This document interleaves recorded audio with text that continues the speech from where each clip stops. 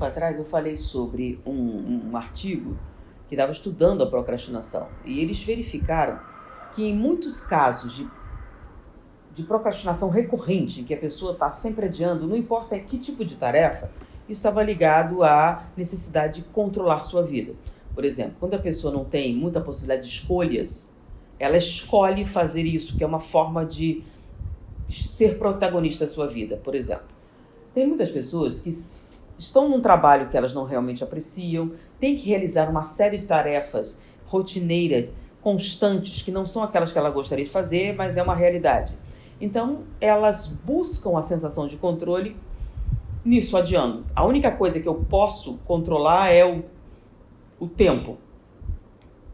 Então, nesse caso, existe uma raiz mais profunda para essa causa, se é isso. Se a procrastinação acontece em todas as áreas da sua vida, pode ter uma grande probabilidade de estar ligado a isso. Você não tem controle sobre a sua vida e esse é um subterfúgio para você ter essa sensação de controle. Então, é um estudo muito interessante, porque eu nunca tinha pensado nesse aspecto. Então, eram pessoas que tinham problema, não é só no trabalho, não é só numa determinada tarefa, é em tudo. Porque quando a gente fala de procrastinação localizada, por exemplo, você tem um trabalho a realizar, uma tarefa, e você fica adiando, sabendo que sente muita culpa, mas não realiza. Tem duas possibilidades. Se é um processo autopunitivo, você faz isso para se machucar, e aí nesse caso tem a ver com culpa, ou você não quer realizar aquele trabalho e não quer encarar isso. Então você cria uma impossibilidade ou deixa pelo último momento. Então, para resolver isso, você tem que achar a origem do conflito. É algum problema com relação à tarefa especificamente?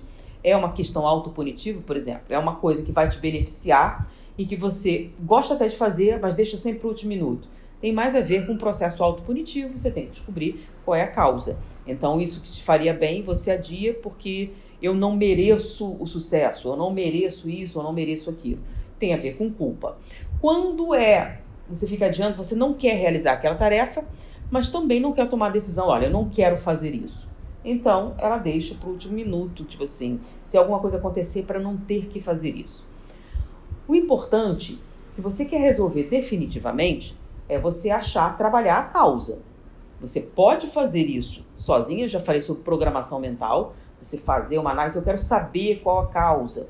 Então, você procura um outro vídeo que a gente fala sobre programação mental, que tem várias técnicas de auto-hipnose para você tentar achar a resposta para esse problema. Se é um caso recorrente em todas as áreas da sua vida, procurar uma terapia, porque lembra a questão do controle e tudo mais, que você precisa ter, você tem a sensação de que perdeu, e essa é uma forma de você conseguir isso.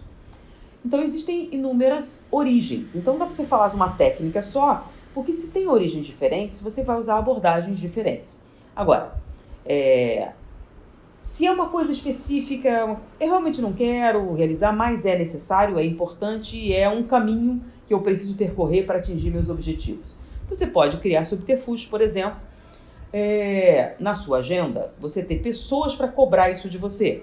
Então, você cria um compromisso que você não pode fugir. Então, é um estudo que você tem que realizar. Então, convide alguém na determinada data para fazer isso com você. Ou crie um sistema de recompensa. Eu só posso ter essa recompensa extremamente importante se eu realizar a tarefa.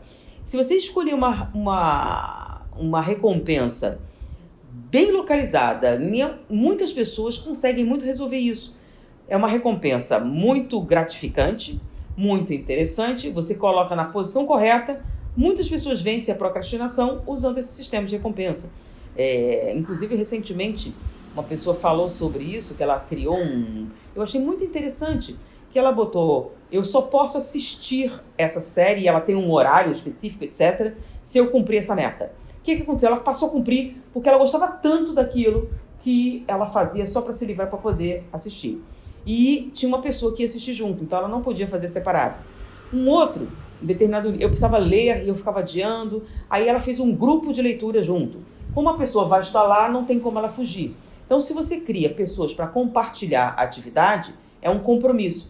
Então, você, se estivesse sozinha, iria adiar, mas como vai ter outra pessoa, você vai. você marque compromissos, vamos fazer isso em grupo, ou convide alguém para lhe ajudar, ou cria um sistema em que você vai ser obrigado a fazer certas coisas. Isso quando você não tem tempo de pesquisar qual é a origem da procrastinação, ou não tem acesso a uma terapia, ou simplesmente sua vida é tão corrida que não dá. Então você vai criar o que a gente chama assim de mecanismo de contornar o problema. Não vai resolver a procrastinação, mas vai contornar e você vai poder cumprir as tarefas. Isso estamos falando sobre estudar para o concurso, estudar para o vestibular, ou cumprir metas no seu negócio, aquelas partes chatas que você não quer fazer. Então você cria um sistema de segurança, é mais ou menos como corda de segurança mesmo. Eu tenho que subir, aí eu crio um sistema para facilitar o processo, tipo um guindaste. Eu vou subir, vamos botar uma rodana extra. E aí você vai contornando o problema.